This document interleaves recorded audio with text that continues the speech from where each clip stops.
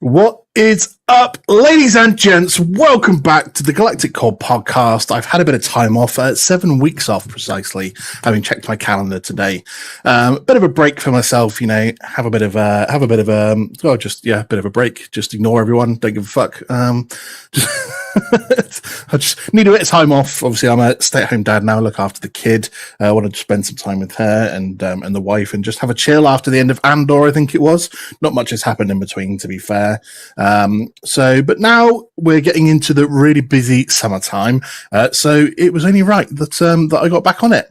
Of course. So with a plethora of films coming out. I mean, we've just had Ironheart released. I'll be reviewing that at some point in the near future when I got around to finishing it.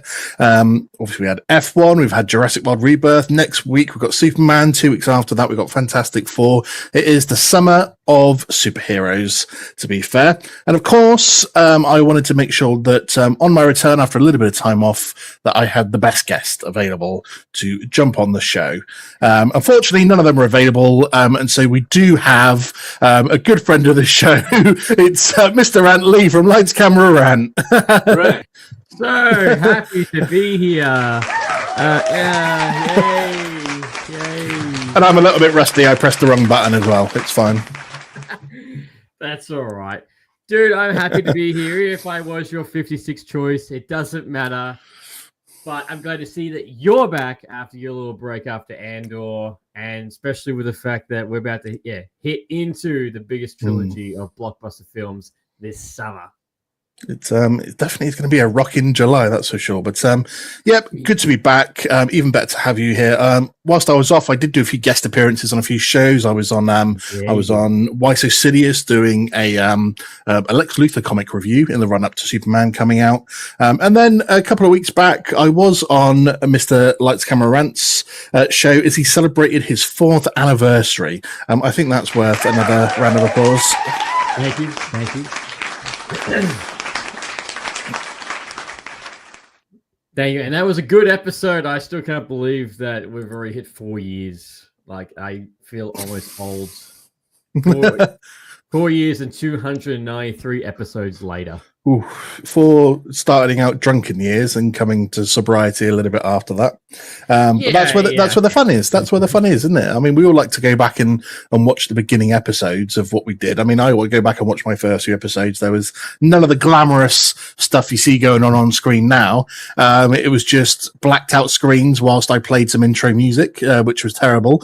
And then me going, "Hi, welcome to the show." And so we all evolve and move on. You were drunk, I was awful. It's we've gone places. You in the last 4 years, me in the last 2 and a bit. So it's all good.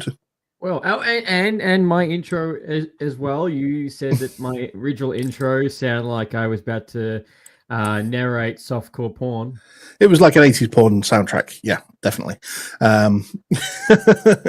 But I highly recommend you jump over, and if you haven't already, and caught some of Leigh's material. The guy doesn't miss a week. He doesn't miss a beat.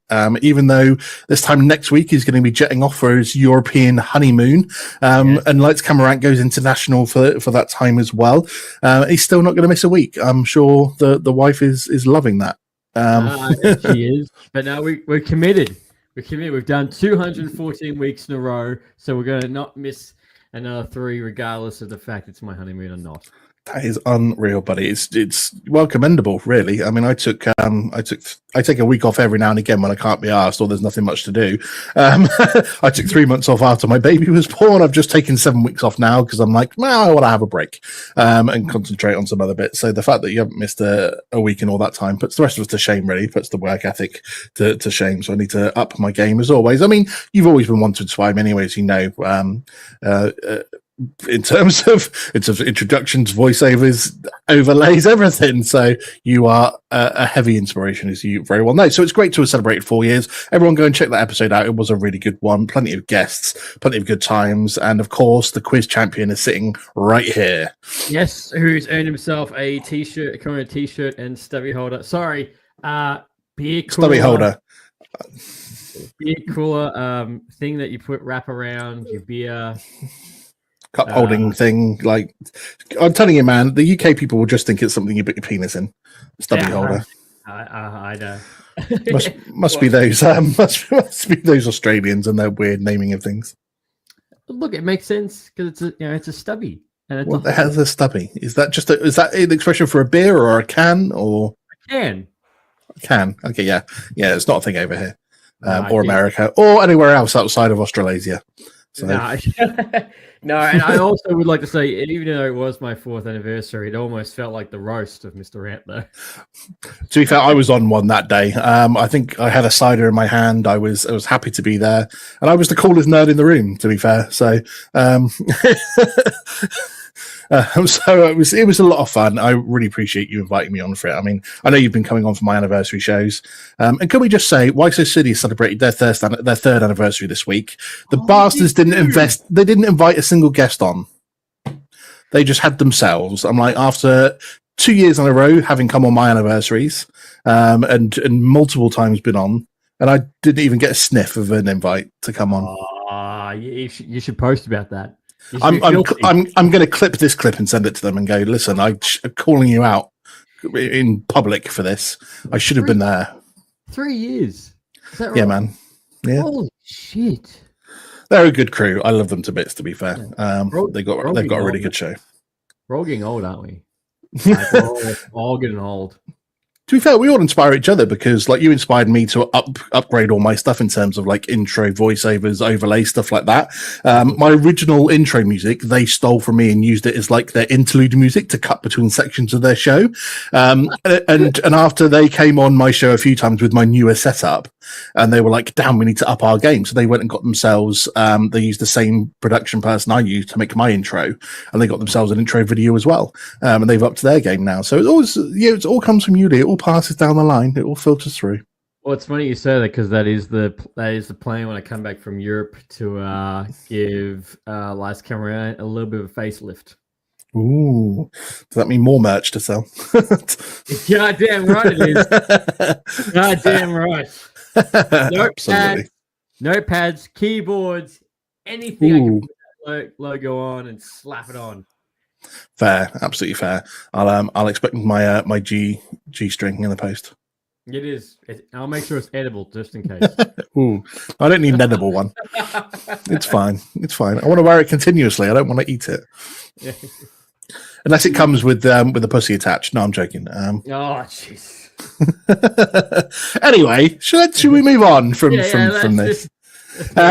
Before we move on, obviously you can catch the Galactic Podcast if you've not caught it for a while or you don't know where to get it. You can catch it online on Instagram, Facebook, TikTok, YouTube, Twitch, Apple Podcasts, Amazon Music, wherever the hell you catch your podcast or your social media, you should pretty much find us. I'm on Blue Sky. I remembered the other day, but I think I went on it, made like two tweets, and then forgot about it for the rest of the time I've been there. So.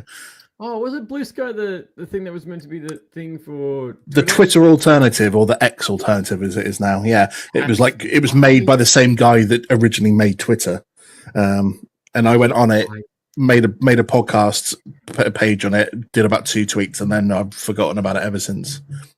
Oh shit! I didn't even go that far. I'm like, as soon as I saw everyone was going to that, I was a bit like, nah, I got Threads and I've got Twitter. Like, I'm Threads. I'm all right. I didn't even bother with Threads. I knew that was going to die out, like it did in like 2 days. Hey, don't. I must admit, like, yes, Threads does have its hit and miss, but I do like the feature where I can post my thread onto Instagram and put the background behind it. That is one of my favorite features from that. But yes, but look, Threads seems to be not as toxic as Twitter, but there's a lot of our community on there with some great conversations scrolling through and looking on it. Like, especially, you know who's absolutely killing on it? Megan, Vigilante. She's Vigilante vibes, yeah. Yeah, she's absolutely killing it on that. Every post I see her, she's got like 200 likes and about 20 comments to follow. Fair. Everyone knows I'm a bit lazy on my social media. I'm not on X, I'm not on Threads or anything like that. Yeah. I am on TikTok. I can't remember the last time I posted on TikTok, to be fair. And Facebook's dead, as we know. So even though I do post my episode reminders on there, I stick to Instagram only, which is why I never get a following on anything, because it's the only thing I do. But I am on multiple things. Go out there, find it. Leigh, just let everyone know quickly where they can find Lights.Camera.Rant. If they're not already familiar, which they fucking should be, even on this show enough times now, they should be memorized and following you. You're goddamn right they should be. As always, Instagram, Twitter, Threads, Facebook, Grindr, LinkedIn, Apple Podcasts, Spotify Podcasts, Amazon Music, YouTube Music, everywhere you get your local podcasts. Absolutely. No Tinder, just Grindr. Yeah, it's a interesting demographic. Get more listeners that way. No Hinge or anything. Do you get a Hinge in Australia? Yeah, we do. Plenty of fish. God, plenty of fish. Oh, showing our ages now. No, I know. Do people even still use that? I don't think so. Oh, dear me. I was telling someone that the other day when we were talking about apps, and they're like, "Oh, what's plenty of fish?" I'm like, To be fair, back in the time before I met my current wife and before she was my girlfriend, I did meet someone who ended up being my friends with benefits, shall we say, for like 4 years on there. So it's not always the worst, I suppose. So 4 years is a good stint too. Well, yeah. She was annoying. It's all good. That's why it was just friends with benefits and not a relationship. You're gonna go anyway. Coffee? No. Oh, she likes Starbucks as well. It's worst taste ever. Starbucks is the worst coffee. It is. It's shocking. Absolutely shocking. Let's move on to more nerdier things. Let's just note, though, that it has been a bit of a sad week. There's been a lot of unfortunate deaths announced this week. Yeah. Just wanted to touch on that quickly. In terms of outside of nerd news, obviously there was a Premier League footballer whose brother unfortunately died in a car crash a few days ago. That was a big shock. Then we had Ken Colley, who played Captain / Admiral Piet in Star Wars, passed away. I was lucky enough to meet him back in 2017, and he signed his own figure and signed a picture for me. So I've got those. It's in my collection behind me. You can't see it right now because it's behind where my chair is. Well, actually, it's just behind that Vader there, actually. There, it's just in there. You can't see it really, but it's just in there, trust me. And then Michael Madsen passed away. Legendary actor from things like Reservoir Dogs and various other bits.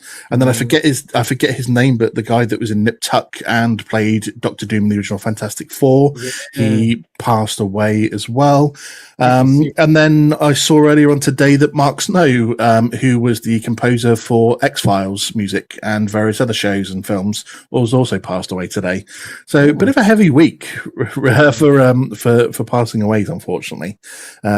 But it is part of life, unfortunately. But it's still not sad to hear it, especially since I run in obviously nerd circles and football circles and things like that. So it's all been pretty big news of things going on. So sad to hear, but it was just the fact that it's been quite a heavy 3 or 4 days on that front for all those announcements. So rest in peace to all those that have passed away.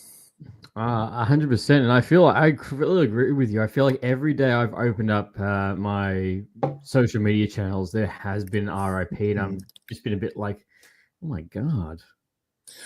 Don't know what it is about this week. Maybe it's the heat wave, but that's only applicable to certain parts of the world. Yeah. Let's just talk about something more cheerful just before we get into Jurassic World, because I wanted to chat about it quickly. You dropped your review for this the last few days, I think. As I've been seeing it all over my social media. I went and saw it the other week. The F1 film is dropped with Brad Pitt. Fuck yeah. I went into this with not really much expectations because I was like, didn't really know what to expect. It's like, how are you going to write a good story about an F1 or a guy going back to F1 who's supposed to be in his mid-50s or something? I wasn't sure how that was going to work because that wouldn't really happen in real life nowadays. And I knew this film was coming because anyone that's seen F1 over the last year or two has known that is seen their crew around doing filming bits and getting in the way of the actual drivers and stuff and annoying them during their season. So I did have a lot of expectations going into it, but I actually really enjoyed it. I'm a passionate person. I'm a competitive person, and I don't follow F1 that closely anymore, but I have followed it quite a lot in the past. So I knew a lot of obviously what was going on and what's behind it. So I found this was a really engaging film, and I actually really loved it. And I know you're a fan of it as well. Oh, dude, I'm very much like you. I didn't watch the trailer for it. I had the privilege of being invited to the premiere for Warner Bros. To go see it, and like by all means, I knew it was coming, but I was like, fantastic, let's go see it, and it completely blew me away. It goes for 156 minutes, so it's a decent runtime. Yeah, it's like 2.5 hours or something, isn't it? Yeah, when I walked out of the theater, I was like, shit, that was pretty long for a racing movie, but just the cast was fantastic. The shots with the cars was great, and the comedy banter. And I don't know how much I want to get into spoilers, but I found the ending went into a different direction than I thought it was going to be. I thought it was going to be the more generic ending with, oh my god, the kid won, but it didn't. So I thought that was good. And as we were talking about before we started recording, is that the Hans Zimmer score is fantastic. It really makes every moment so intense.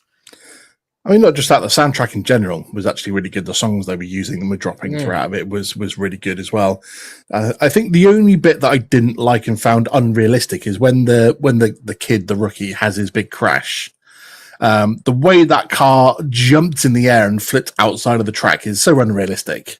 I've never seen an F1 car take more air than that one right there. That was a bit far-fetched for me as someone who's followed F1 for quite a while.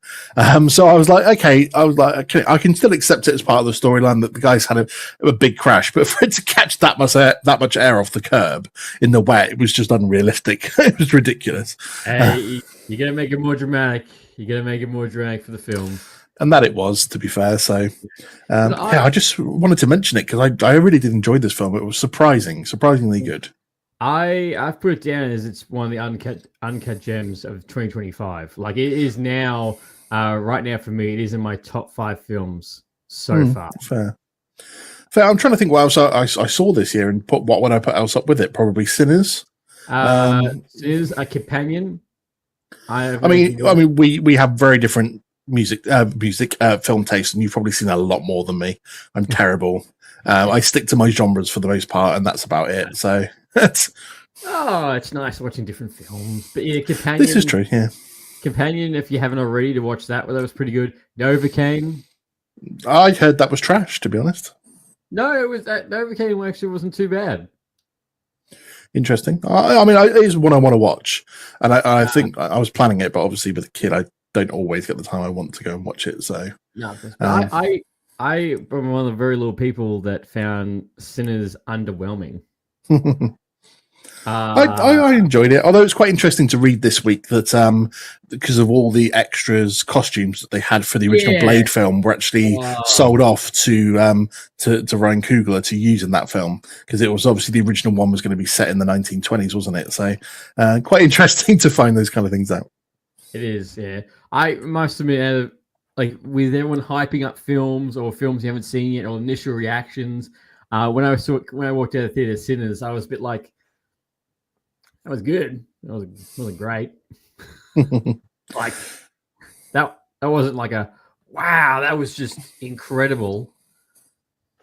I mean, I actually really enjoyed it. I have it up there as one of my films of this year, but then, like I said, I've seen a lot less than you this year. To be fair, I think it's every now and again you go and watch a film that surprises you. Like when I saw Top Gun Maverick, I was surprised at how good it was. Well, same director. Well, yeah. Well, is it? Oh, cool. Oh, of course it is. Yeah. But I was just every now and again you're surprised in the fact that one, sequels are generally trash. So I was surprised when I watched it and went, "Oh, well, this is actually a really good film." But two, just as a standalone film, that it was good. Obviously, it's nostalgic because it's Top Gun. But at the same point, it's just every now and again a film comes along, and F1 was one of those ones that's just surprised me. I will happily watch it again. I'm very much like that. I'd watch F1 again, and I said in my review that I'm like, you're not here for the plot. You're here for everything else going into this film, and it makes up for it. but even the plot was decent. I mean, the backstory to Brad Pitt's character in terms of he was a young F1 driver that was challenging for the title and had a massive crash and fucked his back up and stuff, and walked and obviously just got dropped by his team. And then he's like, after a 10-year gap, decided to race again, and he just wants to race for the love of it. So he gets enough money to survive, but he just goes from like different types of car to different types of car just to race because that's what he loves to do. So.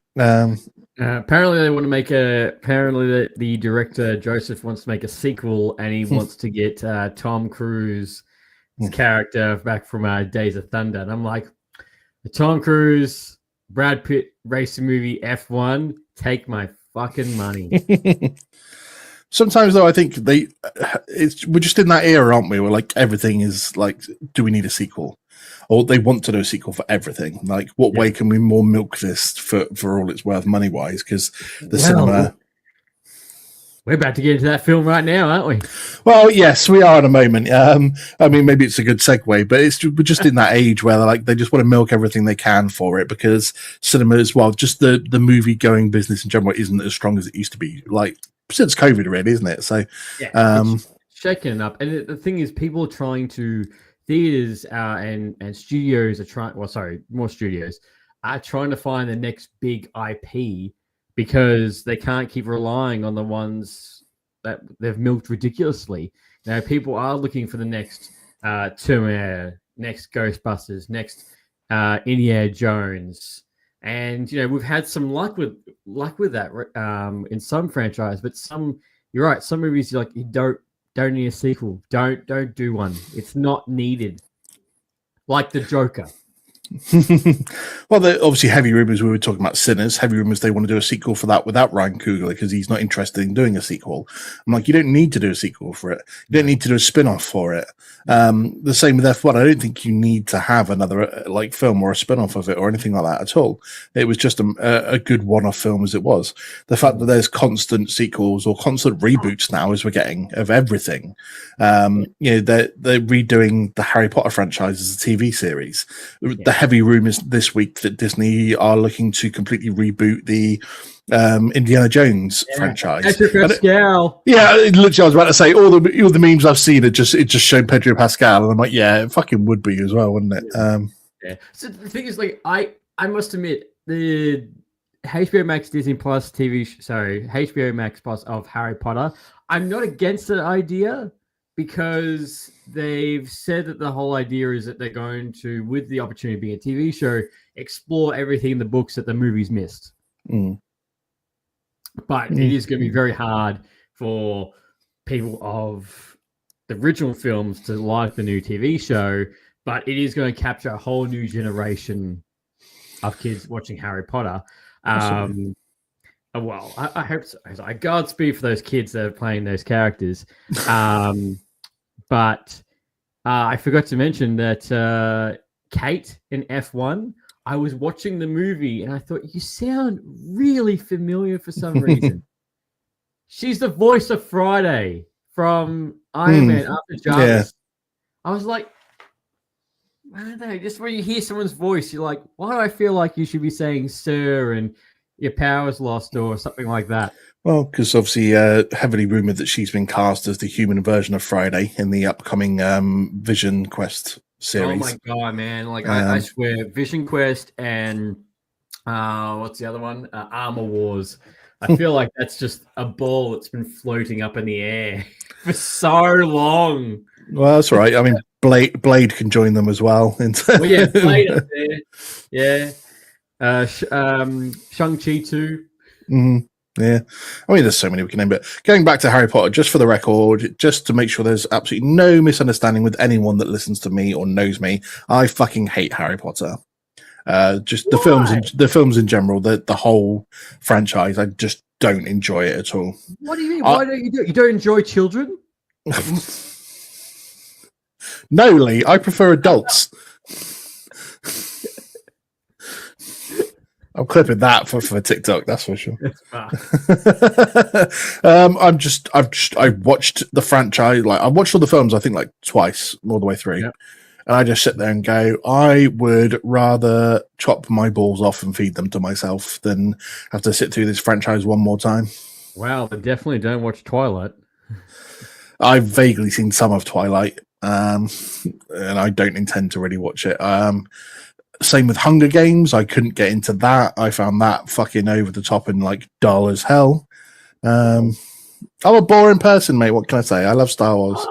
Oh no! Like Hunger Games, a whole bunch of children like gonna go out and try and kill each other. Like that, I don't think it was too bad. I don't know. I just can't get into it. You know what I really want to see is I want to see not even necessarily a reboot, but maybe a continuation. I know it's heavily rumored in the last year or two that Amazon might be doing this, but I want a Stargate series to come back. Oh my god, dude! You're singing my praise. You are like yes. I mean, I've just finished doing a run through of SG-1 and Atlantis. I literally finished Atlantis like yesterday. How good is it? It is like my muse. It's funny you say it because I just said to Maddie, I was like, because we're going to be on the plane for so long. I'm like, I think I'll watch Stargate from the start again and watch it on the plane. Like just deadpan. I'm like, maybe I'll watch it on my own screen. Fair. But yeah, I'd love to see. I mean, all the actors are looking pretty rough. Oh, I would say all of them. I mean, Michael Shanks, who played Daniel Jackson, and Richard Dean Anderson, who's like nearly 80 odd. They're looking a bit rough nowadays. I don't expect them to be in any kind of reboot. I would. The thing is, for me personally, I would love to see. I know it's probably not. But a lot of people's choice are. I would love to see a reboot of the original film, but actually commit to being a trilogy. Actually commit to doing a 1, 2, 3 in this universe and take elements from SG-1 because there's so much that they did and expand on that they could do 3 films for or even more onto it. Now, I think it's one of those films that. You know, you pump in a $200 million budget, you get an A-class characters into it, and I think it will make money at the box office. Fair. I mean, I was trying to think because I saw there was something he wrote recently. Michael Shanks, sorry, because I was just looking at. I saw. And I was actually real quick. I saw someone's post because we're going to watch Jurassic Park. Is someone did say that. Jonathan Bradley would make a great Daniel Jackson. Yeah, that wouldn't be bad.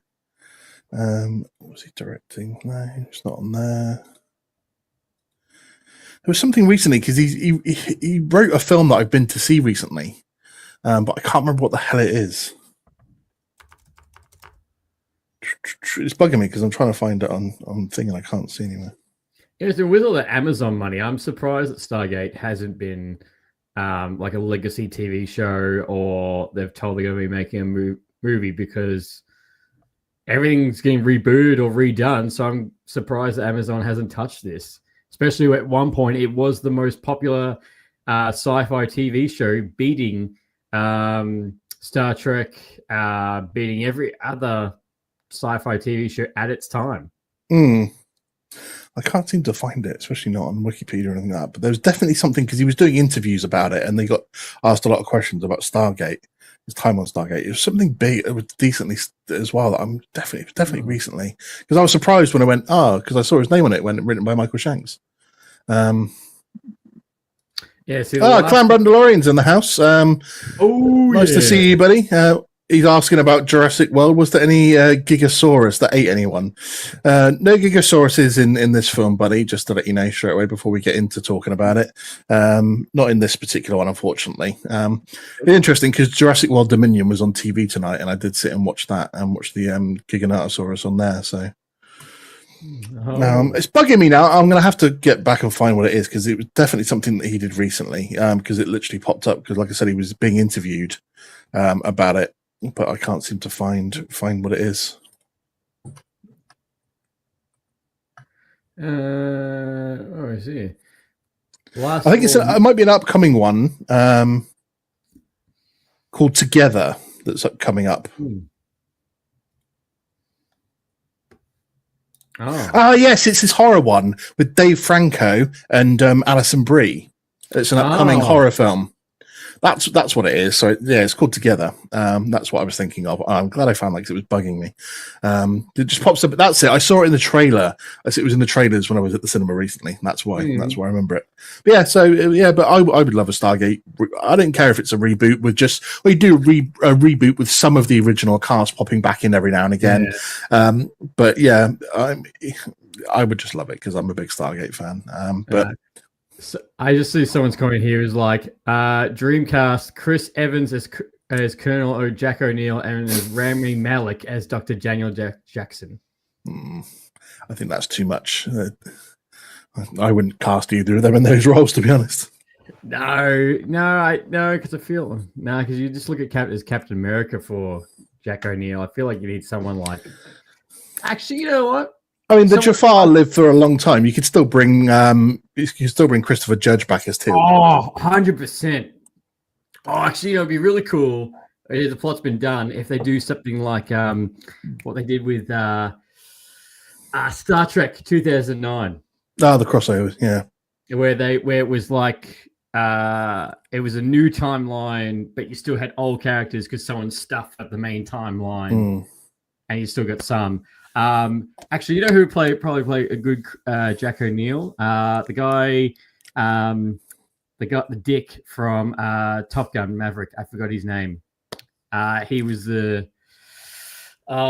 he's been a few things lately. He was in Twisters as well. Oh, okay, yeah. Oh God, why is his name bugging me now?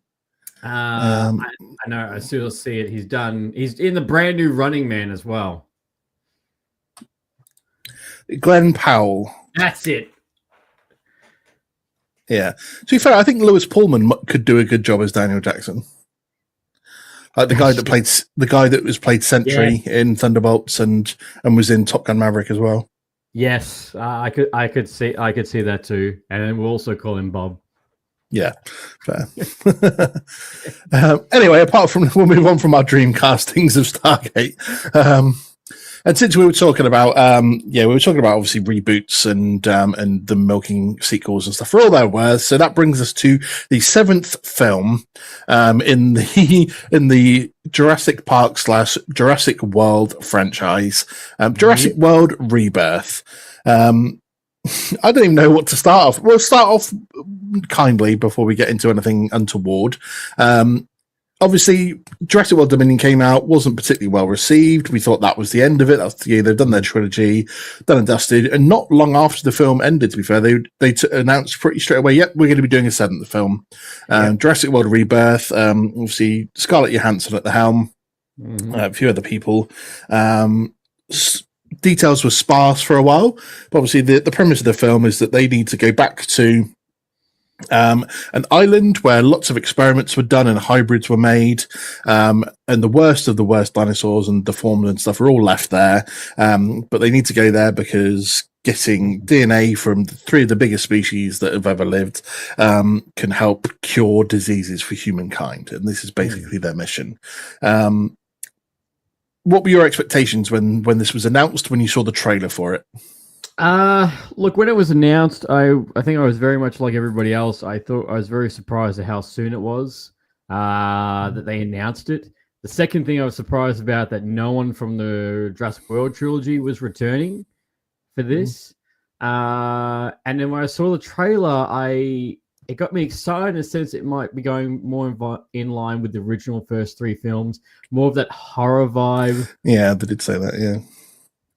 More that horror vibe of that originally, especially 2 and 3 when they go to that island. And again, the cast of Scarlett Johansson, Mahershala Ali, Jonathan Bailey, who's having an awesome time with his career at the moment between Bridgerton, Wicked, and this. His career's on a trajectory.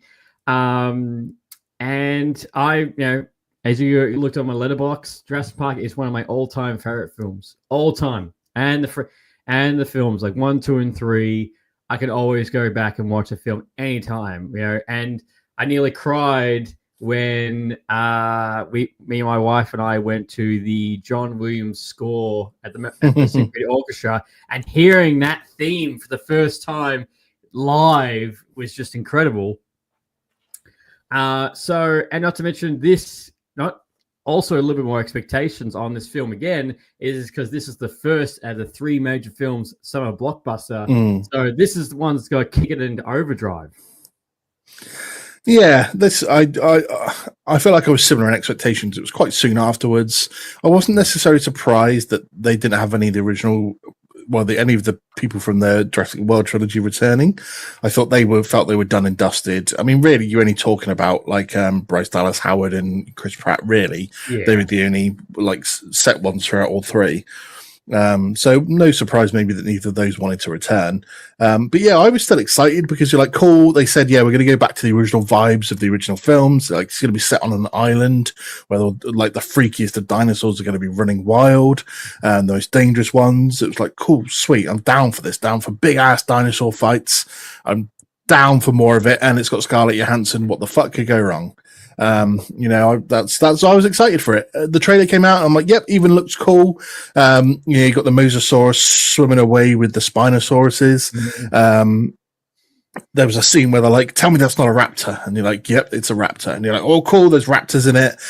We knew Rexy was going to be in there, well, obviously not the original Rexy, but a T-Rex was in there, and obviously the D-Rex as well. And we're like, okay, what other hybrids or freaky dangerous ones are we going to see in this film? We're expecting loads of it. So I was quite hyped up to go into this film. Like a lot of the ones that I've been doing nowadays, I watched, I think, the first 1 or 2 trailers and didn't watch any TV spots or anything after that. I was quite excited as well that there was the rumor of the big T-Rex river scene that was going to pay homage to the novel, that scene from the novel, because I read the original novels as well when I was a young man. Back in the mid-90s. So yeah, I remember reading those novels as well. So I was excited for this. I thought, yep, they're going to pay homage to the originals. There's going to be some homage to some of the original scenes and the original novels that were left out. More freaky dinos, Scarlett Johansson. It's all good. It's all good. We have seen this movie now.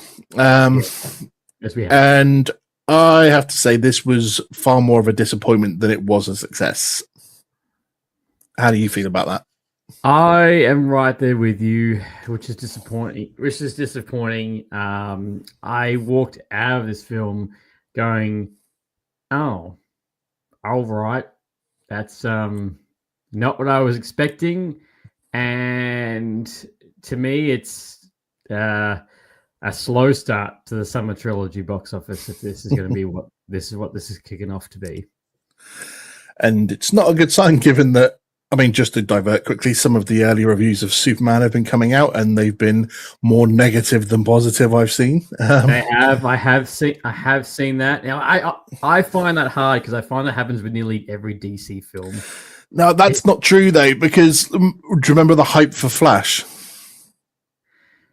Oh, that's right. That's right. Yeah, the hype for Flash, which were all paid reviews, totally paid reviews. Yeah, because I was chatting to one of my friends who's really looking forward to Superman as well, and I said, I've seen a lot of negative reviews about it so far, and he says, I've seen quite a few positive ones, like that it's going to be really good, and I was like, yeah, but didn't they say that about the Flash? And then look how trash Flash turned out to be. So I'm scared for Superman right now. But this being the big start to essentially to July and the 3 big summer films, it was disappointing to say the least. I thought there were lots of plot elements that didn't make sense or didn't need, or there was a couple of plot holes that didn't need to be there. Half the characters didn't need to be there. I was about to say this thing. Why the fuck do we give a shit about the second family? Oh my god! Yeah, it's something we're going to get onto. We'll touch on them in a moment. Even the pacing of the film was a little bit off for me. The fact they seem to be start making you interested in things, and then they don't ever mention it again. The lack of dinosaurs. We see a handful of dinosaurs essentially that are then repeated throughout the film. There are, apart from 15 seconds of proper raptor time, when it looks like they're going to jump on someone and it's taken away by one of the flying ones. And by the way, that was the only dino and dino fight that we see in the entire film, was when a raptor's about to jump on someone from behind and one of the flying fuckers comes in, takes him out and flies off with him. Apart from that, no big dino on dino fights, which was a waste. Yeah, and that's the only appearance of a velociraptor. Yeah, I mean, it continues the trend of having velociraptors in every single film, but this is the first one where they've not played a major part in any of them. I mean, some people are saying the mutador is like half raptor, half flying, whatever it was. And so therefore you can kind of... That's why I was annoyed about the fact that, like, in the trailer, it shows this clip where you see, like, the raptor claw clicking on the ground, and they're like, tell me that's not a raptor. And he's like, it's a raptor. That scene was cut out from the film as well. That didn't even appear in the film, that scene from the trailer. So some people are saying, well, technically they played a big part, and, like, the mutador is part raptor. I'm like, yeah, but so was the Indoraptor, so was the Indominus Rex. And it doesn't mean I want to see them over the raptors. So major issues going on here. Let's start off with the plot itself, though. There's the whole concept of, dinosaurs are dying out in the main parts of North America and where they've been because they just can't adjust to the climate. Any that have survived have done it around the equator because that's more akin to what the climate was like for them 60 odd million years ago, whatever. They've discovered that they can obviously, as we said, get DNA from 3 of the biggest species, and they can use that to cure things like heart disease and have humans live 20 years longer. But obviously it's a pharmaceutical company that wants to benefit from it because they'll make billions from it. I guess there was part of it mentioned in, having watched it tonight, actually, in Jurassic World Dominion, where they talk about being able to use the dinosaurs to affect genetic change in humans and stuff like that. So I guess they kind of is a little bit of a set. They've just took that little nugget out of Dominion and gone, let's run with it. But what did you think of the overall plot of this film? I feel like I understand. Like, I feel like the plot was a bit thin. And there was a bit things that just didn't touch on enough. Like, I would have liked to know more about the dinosaurs dying and what they've done in the background. Like, we get the scene with the dinosaur dying in San Fran, which I feel like was only touched on for like a few seconds. But we do need something basic of why they need to go back to that island to cure heart disease, and of course it has to be the 3 biggest dinosaurs. So yeah, it has to be, but I don't think the plot was probably not the strongest thing from this movie. Yep, agree. I think what really annoyed me about the whole thing is that, excuse me, it took them half the film, so just over an hour by my looking at my watch, for them to actually get to the island in the first place. Yep, that was a long ride. So half the film is set up before you even get to the actual bit of them on the island. Let's kick on then and talk about the family. So you've got the father, 2 daughters, and one of the daughters' boyfriend. So they're on a boat that seems to get bumped over by the Mosasaurus. And whilst they're on their way to the island to go and tag the Mosasaurus and get the DNA from him, Mahershala Ali and Scarlett Johansson's characters decide that they're good people, and they decide to go off and rescue them. They were annoying the whole way through this film. They weren't needed. I don't know why they felt that adding them into this would be like, is it to show that the main characters have a heart and they're not awful people because they're mercenaries and they're there to look after civilians? Or was it just the fact that every now and again in a Jurassic Park or Jurassic World film, you've got to put some children in danger? Maybe, but I thought the whole thing, I was like, this was all useless. I would have just preferred if you just had had the main team. Like, I don't think they were needed for the whole film. Not to mention the boyfriend's comedy relief. Only like 1 out of 10 jokes actually landed. I mean, and when you had characters like Ajax from Deadpool that was killed off early on. That's another thing is, why was he killed off so quickly? But the boat captain lasted the French dude lasted all that time, all the way to the Flying Birds cave. Yeah, cheaper to keep him in it the whole film than the other dude. Yeah, like, why was he kept in the whole time?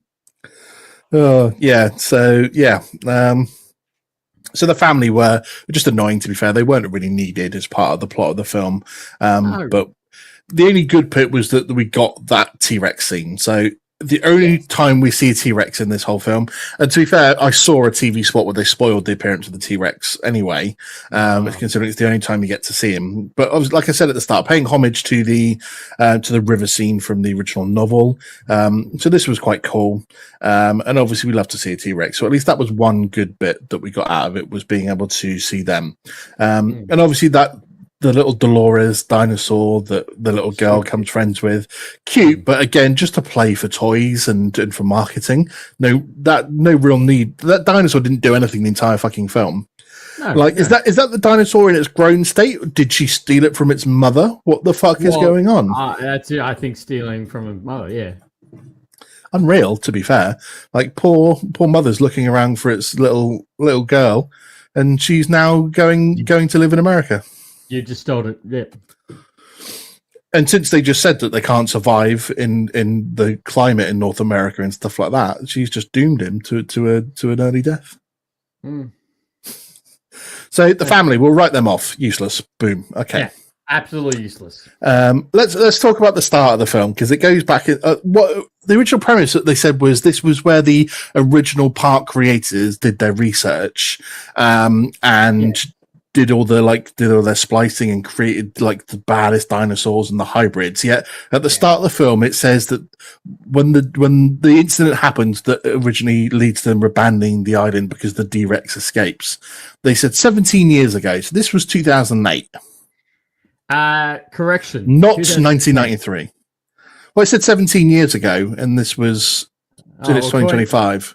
Well, according to Wikipedia, it's 2010, and the timeline for the current movie is 2027. Well, obviously, that would make it 17 years, but they don't explain that this film is 2 years in the future.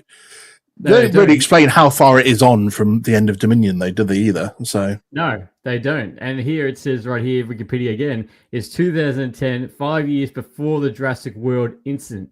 So if it was 5 years before the Jurassic World incident, and this was the island in which they created all the mutant dinosaurs, how did they make the Dominus Rex? Well, yeah, did they make it there and then ship it across? It's not really explained, is it? So, well, yeah, I suspect maybe this lab has had a hand in creating. Although they probably did. Well, Wu said he did it, didn't he? The scientist behind he's the one that said he created the Indominus. So they obviously did it in another lab somewhere. But let's talk about the incident that leads up to the D-Rex escape. D-Rex.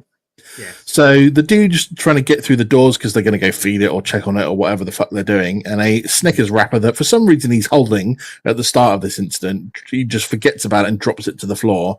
Gets sucked into like the clean room in between or whatever, then gets sucked up into the ventilation of one of the doors, which causes it to shut down and then compromises security for all of the doors for some reason.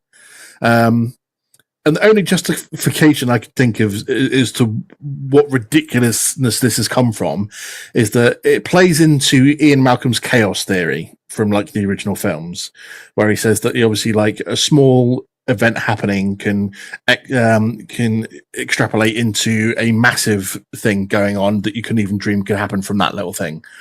So a little Snickers wrapper getting dropped on the floor led to the abandonment of an entire island of research and badass dinosaurs and the D-Rex escaping. Giving it its due, the D-Rex is pretty fucking terrifying, to be fair. It is. It is. And that's jumping too forward. When they're running through that facility, that was another thing. I was like, wouldn't Jonathan Braley's character look up, look in the computers and be like, oh my God, the D-Rex is made of this or this. What were they going to make here? But no, we didn't get that at all. That was really just a flash in the pan and gone. But so yeah, obviously they get the mosasaur DNA first. They all have to abandon ship, and it crashes. They make their way through. They find Titanosaurus, which is like a new kind of Brachiosaurus, but bigger. And you get a nice moment there where they get to see proper dinosaurs in the wild for the first time. You get the Jurassic Park music kick in. Touching moment when the two dinosaurs are sort of like rubbing heads together and tails and stuff. And it was a touching little moment, but a nice gentle moment for the film. Well, it's funny because I actually thought that moment when they were walking through it, I was thinking that was going to be the Velociraptor scene, like from the Lost World, because it was the long grass. So I was like, oh, okay, this is where they're going. This is where they're going to jump out and play. But no, touching moment instead of everyone getting killed, which is nice, I guess. I guess. Then they've got to go on to the I can't remember its name. I don't have it on my notes in front of me. The big ass flying dinosaur, Coaculosaurus or whatever the fuck it was. Leigh's looking it up now just to make sure I'm corrected. Leigh's doing my work for me. I am. Coatless egg. Quetzalcoatlus. Fair. That dinosaur. So they go, and obviously they've got to rappel down. This is where there's a big plot hole for me. Plus, obviously, a forgotten point as well, in the fact that they rappel down to go into its nest, which is on they said a natural shelf, clearly not, because it's an old temple. But the fact that they seem to focus a lot on this temple bit, and the fact that they found an entrance at the top of it, and they're like, oh, let's go and look at this. They obviously, the dinosaurs set up a nest in there as well. And it seemed to be something that they were sort of focusing on. Oh, what's this ancient temple? Why is it here? How long has it been there before the dinosaurs were put here on the island and stuff? And then they just dropped it instantly. Yeah. They make that and drop it off and like that. But speaking of dropping, our doctor scientist friend, Scarlett Johansson specifically says that on the ledge where they are, they're like 500 feet up. His rope snaps and he drops down all the way. His fall is broken by hitting on a few big palm leaf trees, and then falls into the water. And he's absolutely fine, not a scratch, not an injury on him. That pissed me off because I'm like, what the fuck was that? Yeah, and she's trying to justify that he actually survived that. Yeah, and she just rappels down like it's nothing. I'm like, no, we saw you look over the edge. That is miles and miles and miles away down. So yes, that is a massive plot hole. And the fact that apparently this temple has a stairway that goes all the way to the bottom because they all ran down it and then appeared at the bottom. Yeah, how many stairs was that? Like, so you've been running for ages. They didn't find that to get up there in the first place. They climbed up to get to the top and then had to climb down to get to the ledge. So that, to me, that was a massive plot point for me, in the fact that like this guy survives a fall without a scratch from like 400 or 500 feet up. Yeah, ridiculous. And his glasses stay on. And his pants aren't shitting. No, the fact that you just fell from that height. Exactly, yeah, because that's one of the first things that happened to me. I'm pretty sure. I get vertigo, so I wouldn't even be climbing down there anyway. I'd have been in the temple steps. So, but yeah, ridiculous, to be fair. Also, I just going back as well with when they're on the boat, when Scarlett Johansson's character and Mahershala Ali are talking about their backgrounds. I'm like, no, give a shit. No, cannot care more or less about your characters. Like, I mean, I was going to mention this at the end, to be fair, but the fact that this one, it was just because this film had zero character development for any of them. You've got the scientist guy who's knowledgeable about all things. You've got the mercenaries who claim they're there for the money and do it for the good of mankind in the end. And then you've got the greedy pharmaceutical guy who is the money and obviously just wants the samples and to get out and betrays everyone to do it. Cliche all the way through, but not a single bit of character development for any of them at all. From Mahershala Ali and Scarlett Johansson's characters, you'd like to have seen a bit more of their background. They could have used some of that first hour they spent setting this up to show us some of their background and make us feel a bit more towards them, like the reason that they want to save the civilians, that family so badly because of shit. Because they do mention different points, people they've lost along the way. But if they'd maybe shown in some of the build up to it, some of these incidents happening, or they lost civilians or people they were close to who were civilians because of incidents that they've been through, it could have been character development for them to have been able to save the family and get them out of there. But no, it was just you don't care about any of these characters that much. They're just generic. Yep. Like Scarlett Johansson was a big name to have in this film, but you could have thrown any female into that role and it wouldn't have made any difference. I think if you had like a character like, nothing against Scarlett Johansson, nothing against her, but I feel like, for example, if you had like Charlize Theron, I'd be like, okay, I could picture you as a mercenary. I could see you as a ruthless, I'm here just for the money. Let's go. Yeah, that's fair. Yeah, I didn't necessarily buy her as an ex-mercenary or an ex-army person or whatever. No, I didn't either. Like, trying to think of like someone else that could really have pulled that off. I know some people will say no, but even Gal Gadot. And the fact that like because it's mentioned in it when like the money man's chatting to her and he's like, oh, your mum died of heart disease, imagine if we'd been able to get this stuff and give her another 20 years. And she's like, you can pay me all you want but don't make it personal. He's like, okay, you won't ever mention it again. And the fact that she's then offered 20 million to effectively do this job, I'd have been taking the 20 million. I'm like, I don't give a fuck about the rest of mankind. Yeah, I know. I'd have made sure they got out of there alive with the samples for that amount of money. So, like, yeah, so it was just, yeah, the character development sucked in this film.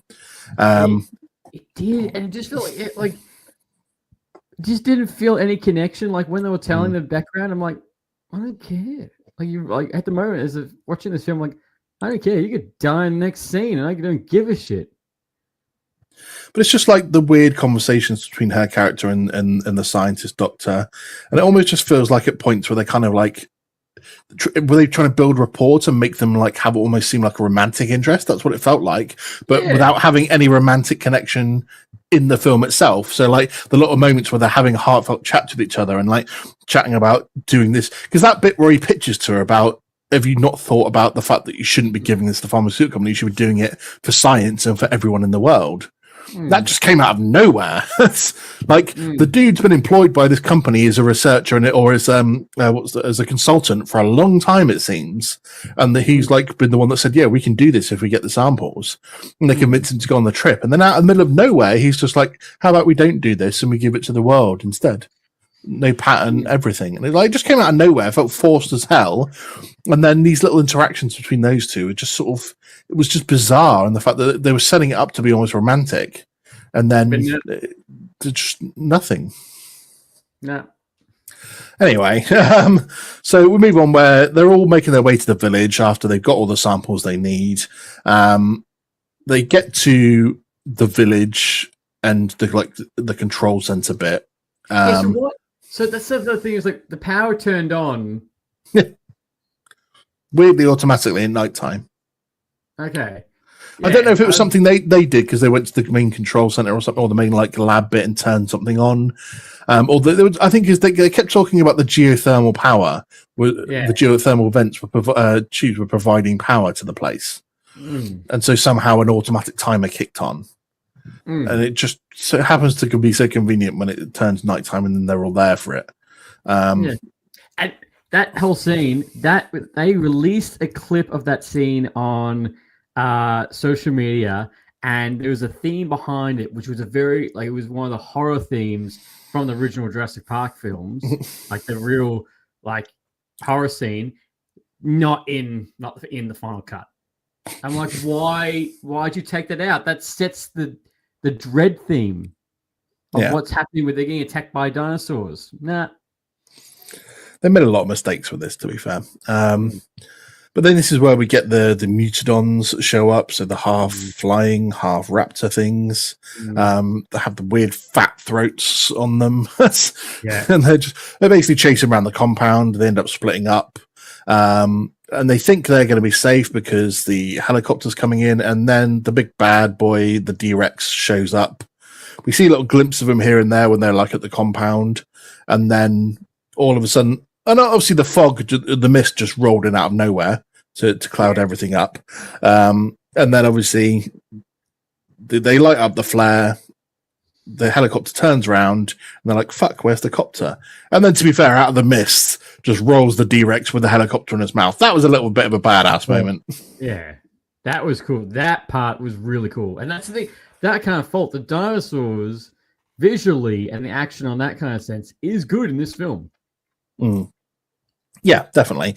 I think even if you go back to the T-Rex scene, the bit where he sticks its head between the rocks trying to snap at them as they're like moving away, and then he pulls his head back out, and you can kind of see like the D-Rex kind of like they managed to give the dinosaurs emotion without like them being able to have emotions.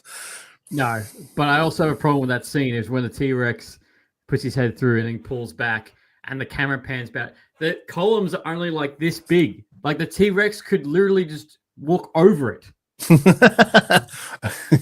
Yeah, he probably could have walked through it, to be fair, and just bashed it over.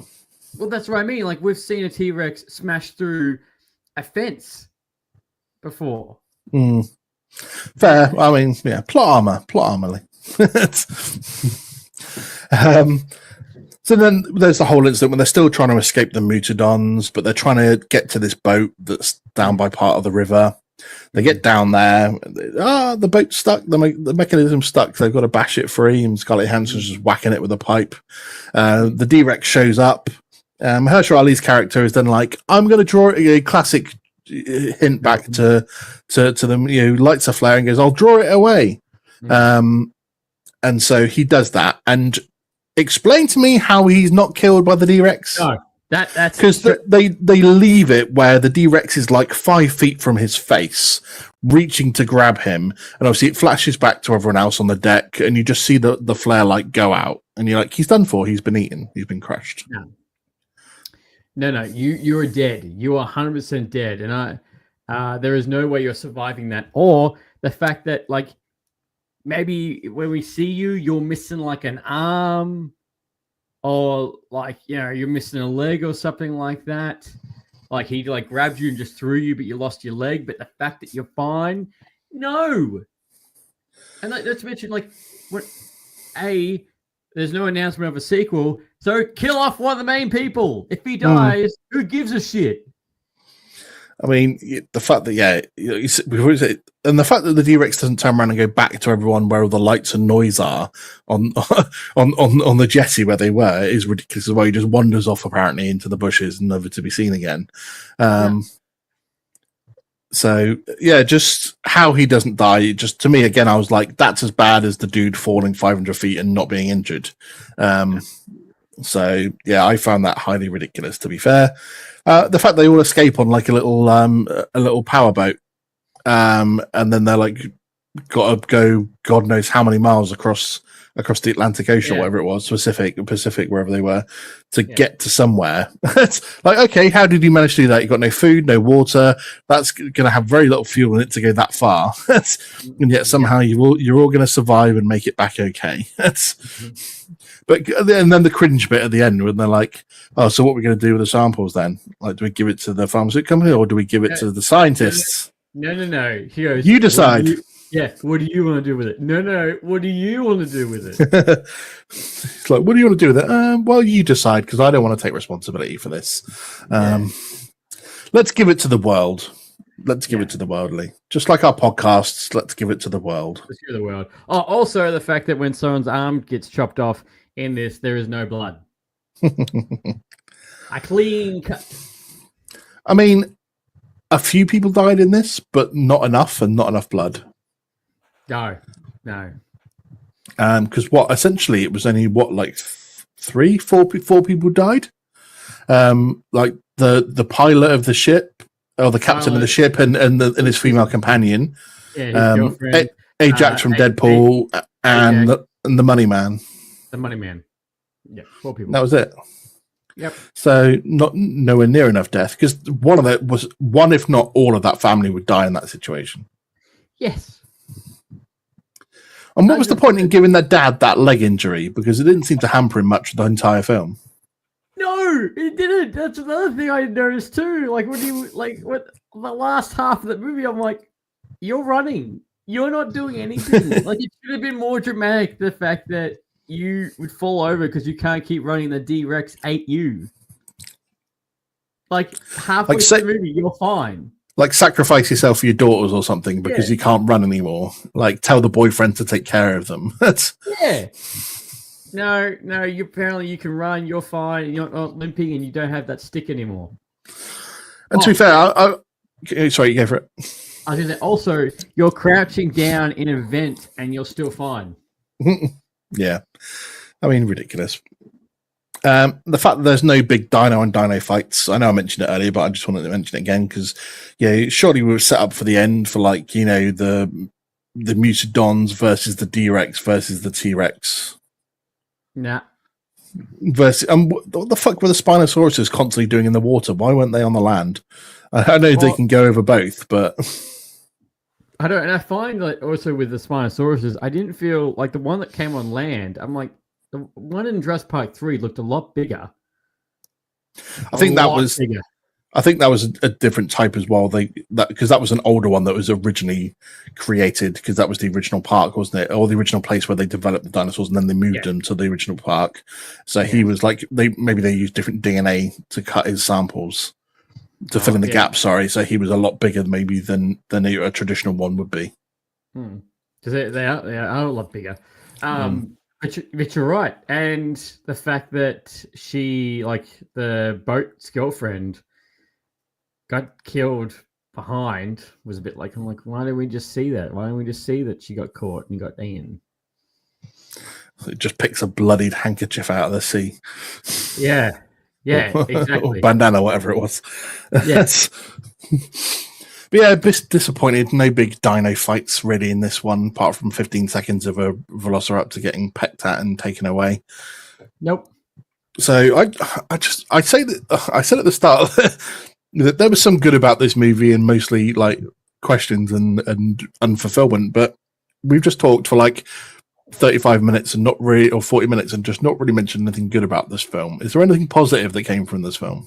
Oh, look, a positive, I would give them positive the fact that they try to go back to the original 3 films. It definitely feels like it's more in line. Like I could almost say that this feels like Jurassic Park 4 to the 3rd film than what it is to the original Jurassic World trilogy. I get what they were trying to do with that. I do like the visuals was fantastic. Like the D-Rex was utterly terrifying. It looked like there was something mixed from it, like a xenomorph. But I would have liked, as I mentioned with Jonathan Bailey's character, him to look out on the computer and actually seen like, oh my God, they made this, they were making this, they were making that. And even when he's like scrolling, it would have been cool if like he was scrolling through and like it was like, oh, there's the Indominus Rex, here's 2 others, and here's D-Rex, meaning like it's the final one. If that makes sense, that they tried to make. And yeah, a little bit of like, oh, this all went to shit because of this and this. But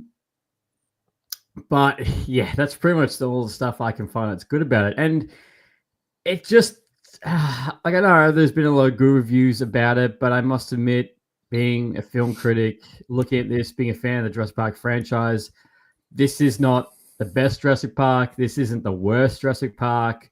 What's the worst one? What's the Fallen Kingdom? I thought that was really I thought that was bad. And Dominion wasn't any better. But at the same time, like, as maybe a fresh eyes, people are fine with it. But as someone who's been a fan for the franchise for so long, I'm like, there is a lot in this film that is fucking awful. Yeah, it's I'm been debating in my mind whether I put this at the bottom of the list of all the JPJW films, or whether it scoots above, as he said, maybe like one of the last 1 or 2 that they've done. But then again, Jurassic Park 3 got panned for a long time, and it seems a bit like with, say, Star Wars, the prequels, that people that watched that film as a kid and have grown up with it are the ones that now appreciate it the most. Yeah. And so it doesn't get as much hate as it used to, compared to like maybe the people that are 20, 30 years older than us and hated it at the time that it got released. So makes you wonder how the Jurassic World films, like the Star Wars sequels, will be viewed in another 20 years' time.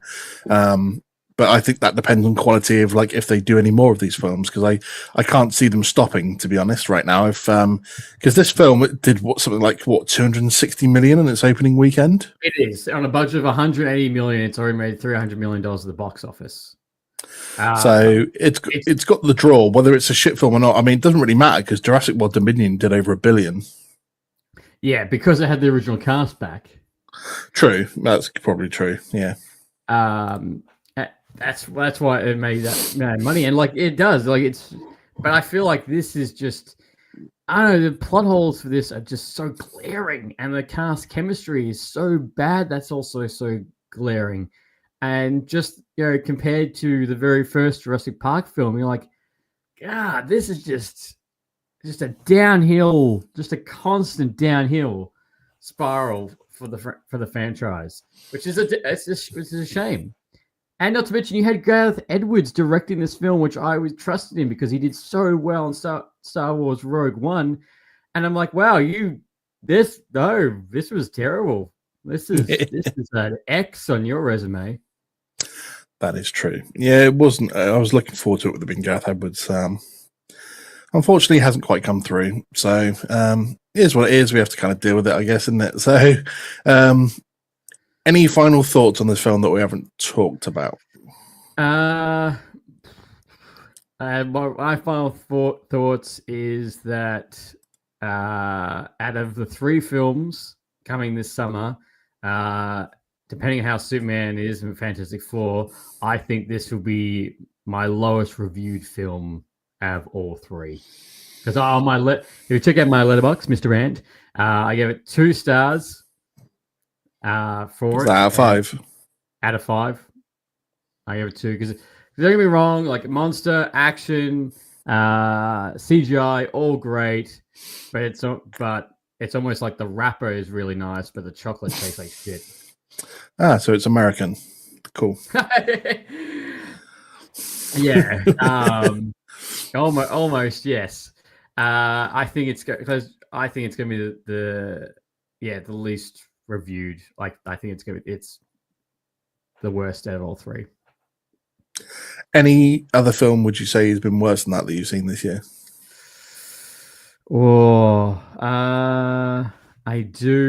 I do have a film. I'm trying to remember off the top of my head. On the same vibe, there was a movie called A Hurry Up Tomorrow with the guy from The Weeknd, or the guy that is The Weeknd. That movie was really, really bad. That was terrible. So was The Materialists with Dakota Johnson and Chris Evans. That was really bad. And I also put 1 for the Minecraft movie. Yeah, I'm not even going to be watching that one. So, fair. 2 out of 5 for Jurassic World Rebirth for myself. Yeah, I think I might. I mean, I tend to go out of 10 rather than out of 5 stars. Obviously, that was just for Letterboxd. But could you see a Letterboxd? I would love to see your reviews, like just like 3 paragraphs of just ripping through a film. Oh God, yeah. I should probably start a Letterboxd, to be fair. But then again, there's so much stuff I don't watch. I mean, if I was doing it out of 5 stars, I probably would have given it a 1.5. I don't think it deserves much more than that. You can maybe justify a 2 just because it's Jurassic Park and it's dinos, and that's about it, though. Really, like we said, plot not good, plot holes, things that don't make sense, no cast chemistry. It's not often I bag on a film this badly, to be fair, especially in a review. I mean, this is kind of a little bit outside of my normal review stuff anyway, but it's just because I love Jurassic Park franchise, I wanted to do it, and it's a bit of a shocker. I'd have been better off reviewing F1. Yeah, I know. It's just a shame because it's Jurassic Park, and I was really hoping that I was like, okay, this is going to kick it off, and let's go into this strong. Now I'm just like, oh, this is all a misstep. It's just what it is, unfortunately, isn't it? Yeah, it's just an unfortunate disappointment. We'll put it down as, shall we? Hopefully, Universal live and learn. Although I've been watching over the last few days, some of the Universal. For some reason, the words are going up my head. Universal Studios theme park that's in like Japan or whatever it is. Or China. They've got a load of Jurassic World rides and stuff like that, and some of them look amazing. If you watch some of them on YouTube and some of the ride throughs, they look fucking unreal. It was just with the fact that me and my wife were talking about the fact that they're planning to build a Universal Studios theme park in the UK. Probably in about 10 years, so I'm probably going to be like 50 by the time they fucking finish it. But hopefully we'll get some Jurassic World or Jurassic Park rides on that. That'll be good. But yeah, I think an unfortunate disappointment is how I would categorize Jurassic World Rebirth. Any other stuff you're looking forward to? We've already mentioned Superman and Fantastic Four, but I kind of feel like, I mean, outside of that, I kind of feel like we're a little bit bare for the rest of the year. Oh, actually, yeah, it's funny actually because I was looking.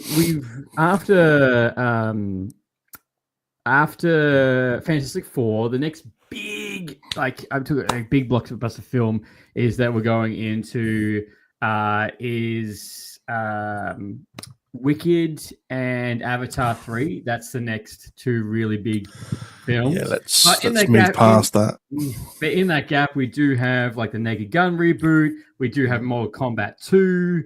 And there's actually something else I was looking at. I totally forgot that it's coming out. Because, yeah, the gap between the two is a little bit thin. Tron Ares. I did see the trailer for that the other day, to be fair. Yeah, Tron Ares is the other one that's coming later on. But yeah, the issue for me is all of those films that you just mentioned don't really register as being of any interest to me, which is so sad because it's like... Do you like the new Mortal Kombat? Have you seen the new Mortal Kombat? No. Oh. Wicked, I have zero interest in watching whatsoever. What was the one you mentioned after that? Avatar. Fuck Avatar as well. It's just an expensive shit on a screen is how I like to view it. It's fucking unreal.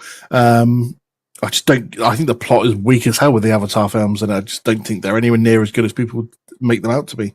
I don't understand. I really don't. So yeah, I no interest in that stuff at all. Like, it's just nothing you mentioned, unfortunately, to me hits a bell. Like, I've seen 2 trailers recently for films that are coming out next year that I'm actually excited by, which is the Running Man remake, and was it Project Hail Mary? I don't know if you've seen the trailer for that as well. I think it's Ryan Gosling. Oh, yes. Based by the same guy that wrote The Martian. Yeah.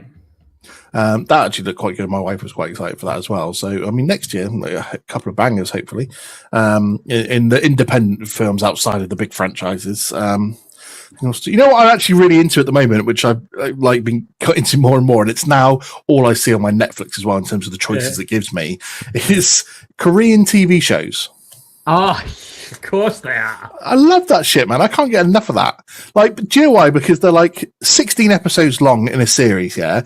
Each episode is like an hour and 20 minutes to an hour and a half each. So every episode is like a film. The drama that happens, because my wife, like, I watch it in Korean, in its original Korean as well with English subtitles. I don't like get the English dub on it or anything because I think it loses something. But my wife has no interest in most of them, and then she sits there after a while, and then she's like, "Damn, the drama in this is so good." But they're like, it's all the same premise in the fact that there's like some like low down girl and some high up rich guy, like they hate each other at first and then fall in love by the end of it, blah blah blah. But it's so damn good, I can't get enough of them. I've just finished my latest series. Called Startup last week, so I'm like, I was looking through my list. The thing is, I watched like 4 or 5 of these Korean shows now. It's all that I get recommended on Netflix. It's just everything is Korean shows. So that's what I'm into at the moment. I'm getting more and more into zombie horror films as well. To be fair, like I want to watch the what was it? Train to Busan. Yes, which is like a Korean one, but it's another like horror zombie one. Yeah. Having watched 28 Years Later recently. Oh, you mean 28 inches later? Yeah, this is what everyone's been saying. Yeah. You said 28. Oh, you said 28 years later, haven't you? Yeah. Yeah. God damn. Whoa. Again, though, I wasn't that I didn't think it was that good. I thought it was a film confused about what it was trying to be. Was it a 28 Days Later follow-on?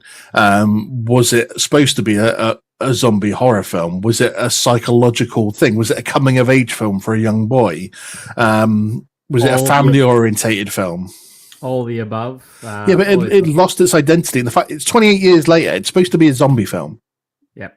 And it didn't really trilogy. Well, yeah, I know, but at the same point, it didn't feel like a zombie film to me. It felt like the zombies were kind of like an afterthought. because apart from the one bit where obviously the father and son have to run away from them and hide for a bit, and the alpha comes after them, there's not that much zombies in it, to be fair. No. It's more about the son and his dad, and then the son and his mum. So Ralph Fiennes was good in it. He was a standout in my review because I had the Film versus Film podcast come on to. He's another guy that you should get on your podcast. He's a great guy, and he does not hold back on his reviews. I think I'm getting more and more like that because I think you saw on your anniversary episode, the real me creeps out a bit more and more as time goes on. When I first started the show, I was like trying to be the perfect host and like not disagreeing with anyone, not wanting to like hurt anyone's toes or anything like that. I don't really like what I'm saying. And now I'm like, I'm tired, man. I don't sleep well. I've got a fucking 11-month-old daughter that runs rings around me. I'm fucking tired, man. I'm just going to say what comes to mind. I don't care. Yeah, so more and more of the real sarcastic Andy creeps out every time I do a show. So yeah, I just wasn't that fussed about 28 years later. I'm struggling to think of what else I've seen this year that I was really enamored by. I mean, Thunderbolts was decent. It was good. I wouldn't say it was epic. Captain America 4 was all right. It wasn't epic. It wasn't absolute garbage. So it kind of just filled the gap in the middle. Yeah. Apart from that, I'm kind of struggling to what else new stuff I've seen this year, to be fair. Andor. You saw Andor. Yeah, I mean, that's TV series. I was thinking more of like films, to be fair. Yeah. I was just wondering if I had a list of my stuff that I could bring up and see what the hell else I've seen this year. Well, that's where Letterboxd comes in handy. This is true. When you asked me that, I literally went straight to my letterbox. It's a great way to categorize everything you've watched. F1, 28 years later. Apparently, not much else beyond that. Apparently, I've seen this year. Yeah, so I hope the rest of this year, or the rest of the films we get that we want to see this year, are good. And the TV series filling the gaps already, isn't it?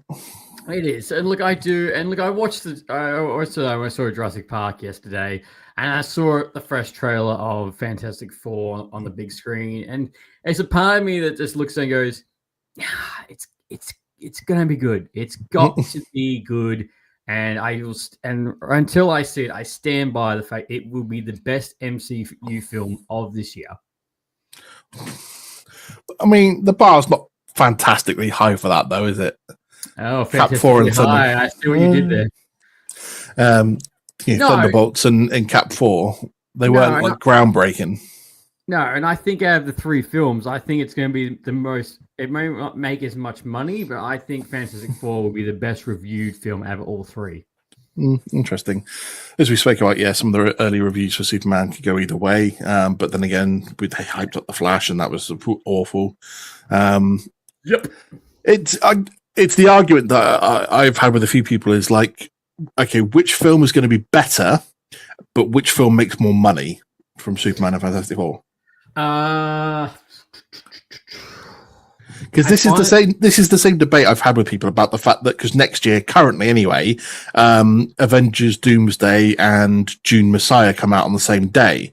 Yeah, so the conversation originally stemmed from that is which film is going to be better, but which makes more money. And it's like I said that Dune's going to be the better film, but Avengers will obviously make more money. But then again, then we started chatting about Fantastic Four and Superman. So which film's going to be better? Which is going to make more money? I said Fantastic Four would definitely make more money. The problem I have with that is Fantastic Four, it's going to make a lot of money, but Superman is more revered isn't the right word I'm looking for. I think I know what you mean, though, in terms of what you're trying to say about it. I just think that because... It's like Spider-Man. Like, everyone knows who Superman is. Even if you live in a third world country, when you see that symbol, you know that's Superman. I just think because of everything that's gone on with Superman over the years now, that this is and not everyone's convinced by a new DCU, and I'm not convinced with James Gunn at the helm, to be honest, that it's going to be as good as they say it is, and his plans have started to already seem like there's cracks appearing. But it's just the fact that, yes, we've had 2 iterations of Fantastic Four already, but this is the first time it's in the hands of the home guys of Marvel Studios. Yeah. And that's what's going to make the difference, I think, in terms of why this film will easily, well, I don't say easily, it should make $1 billion. It should. And another reason why I think it will make a lot of money is because, now that Avengers Doomsday has been pushed back until December next year, the gap between the main timeline of movies is now huge. So this is the last film that we're going to see before Avengers Doomsday, which is a big gap. And yes, we are getting Spider-Man Brand New Day, but I can honestly agree with you. It's not going to be. It's only going to be the last 10 minutes that's going to probably be touching on to the main timeline. I think I'm more bothered about Daredevil season 2 next year rather than Avengers Doomsday. Why? Well, I prefer to see that than Doomsday. Oh, okay. It's better to drop it March or May next year. No, I know, but that's what I'm saying is I'm more excited to watch Daredevil season 2 than I am to watch Avengers Doomsday. Oh, okay, yeah.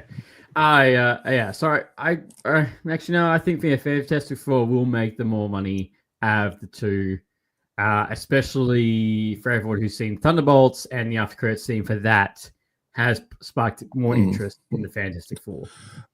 Put your money where your mouth is. Then who's going to have the better film? Fantastic Four. So they win on both fronts in terms of money and film.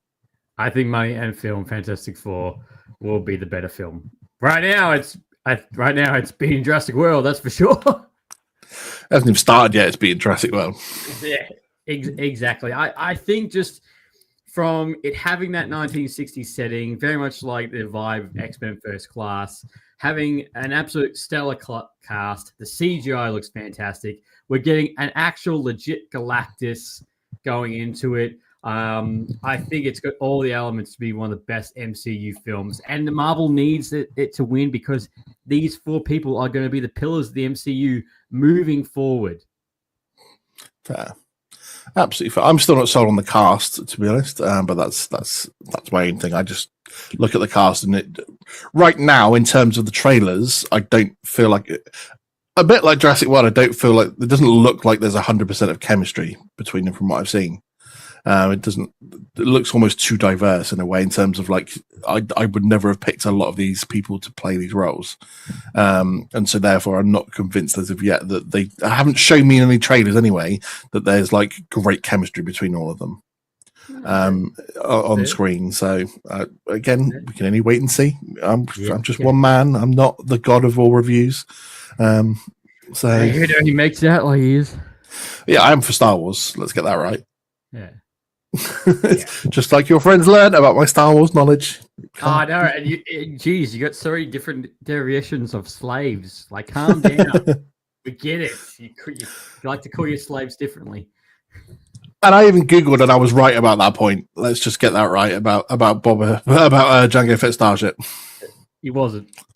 I was. If anyone wants to know, there was a question that Leigh asked during his anniversary show, where he's like, "What was the name of Boba ship's? What was the name of Boba Fett's ship before Slave One?" And I was like, "What?" Yeah. And I was like, "Okay, I obviously can't remember what Django called it." And Leigh said, "Oh, it was called the Fire Spray, whatever number 057 or whatever the number was." Anyway, I was like, "No, the Fire Spray is the make of ship. It's like Mando's Razor Crest. Razor Crest is the brand of the ship. It's not. It's like the name. And so Fire Spray is the make. It's like saying, it's like say you've got a Mercedes, BMW M3. It's like calling it. It's like saying what was its name before it was M3. It's like no, and then saying its name was BMW. Like no, BMW is the make of car. It's not the name of the car. And so Jango Fett Starship was originally called Slave One as well, and Fire Spray. I even Googled it and put it in our little group chat, and you just laughed at me. Oh, because I know I was right, so it's okay. Because it was the only Star Wars question I didn't get with the entire quiz. No one else got one apart from me for the Star Wars section. I was arguing that point because I I try to make them diverse. I don't think I won on that. To be fair, I got most. I dropped out when it came to some of the DC ones and then the video game ones, but I won enough points in Marvel and Star Wars sections and a couple of DC points to claim the championship. Yeah. It's all good. I can let it go. He says not letting it go. But Leigh, buddy, thank you very much for coming on. I appreciate that. It's an absolute shame that Jurassic World sucked ass, but it is what it is. We don't get to write these things. And direct them. Otherwise, we'd be millionaires. No, I could have directed that better. And I know people are like, oh, you do better. No, I could. Yeah, fair. I don't think there's any. It's like just like I could have directed Flash better. To be fair, so probably could do that better. Yeah, it unfortunately sits in that low end of things with Flash. I mean, it'll never be as bad as Man and Web, but that's absolutely fine. We don't need it to be. No, but otherwise this review would not have been an hour and a half long if it was as bad as Madam Web. No, but I do want to say thank you so much for having me on, man. It's always a good time, and I must be creeping up on your most appeared guest. Sure. You are. I need to double check that list. I know you double checked on me being on your show, but on 11 times now. I will double check afterwards and let you know exactly how many you've been on, because I don't have the list in front of me. Because you must be up there for sure, definitely. So it's going to be between you, Clan Randalorian, and Why So Sidious. Yeah. They'll be the big three at the top of the list. So, but I really appreciate you coming on. Just let everyone know again exactly where we can find the podcast at home. As always, you can find Lights.Camera.Rant the podcast and wherever you get your local podcasts, Spotify, Apple, YouTube Music, Amazon Music, and you can find me at Lights.Camera.Rant as I am Mr. Rant on every social media platform besides Blue Sky, which we spoke about before. But to subscribe it, you have to make sure the fact that you come past and you subscribe to the Galactic Core podcast first. Exactly. And you can find the Galactic Core podcast on Instagram, Facebook, TikTok, Twitch, YouTube, Spotify, Apple, Amazon Music, wherever you find your stuff, that's where you'll be able to find the podcast. 2 and a bit years worth of content now you can go back and listen to. Some highlights include the anniversary episodes, which Leigh has always been a part of, which were always fun. Last year's May the 4th episode is a personal highlight for me. It was one of my favorite episodes to do. And some interesting ones. Interestingly, I looked the other day at my highest rated in terms of views for my 2, and my 2 highest viewed episodes were the same guests on for those episodes, which were the Bitches of Dathomir podcast. Oh, really? When they came on to do the Acolyte finale, and then Andor finale. They were. I was going to say, I saw that your Acolyte helmet finally arrived. Oh yeah, you can see it over my shoulder, just there. Yeah, it's fucking amazing. To be fair, it looks creepy as hell. So yeah, my Acolyte helmet finally arrived a year late. It's absolutely fine. But yeah, that arrived now. Probably the last big purchase in the collection for a while. But yeah, because I've got no fucking space. All the space I've got behind me is full. That's it. That's fucking baby taking over the other room. God's sake. But yeah, so some great episodes you can go back and watch now. Leigh's got 4 years worth of stuff you can go on, and he's not just got episodes. He's got loads of other bits and pieces, loads of shorts and stuff you can look at. I've got lazy. I've just got a few TikToks. That's about it. But yeah, I hope you've enjoyed the episode today. It's good to be back after 7 weeks off. I'll be back next week to review Superman with the Why So Sidious crew. How many of the 3 of them show up is yet to be determined. It could be 1, it could be 2, it could be all of them. Who fucking knows? But there'll be at least one of them there, so I won't be by myself, which is all good. I hope the sound's been okay this episode as well. My mic was not connecting up to the streaming service before I started, so I've had to use my headset microphone instead. So I hope it's all been good and it hasn't sounded completely shit. But that's it for this week. As I said, I'll be back next week. Leigh, you're welcome back anytime, buddy, as you always know. But as always, everyone, the Force will be with you always. Thanks for tuning in to the Galactic Core Podcast. Don't forget to subscribe so you never miss an episode. But until next time, go get your geek on.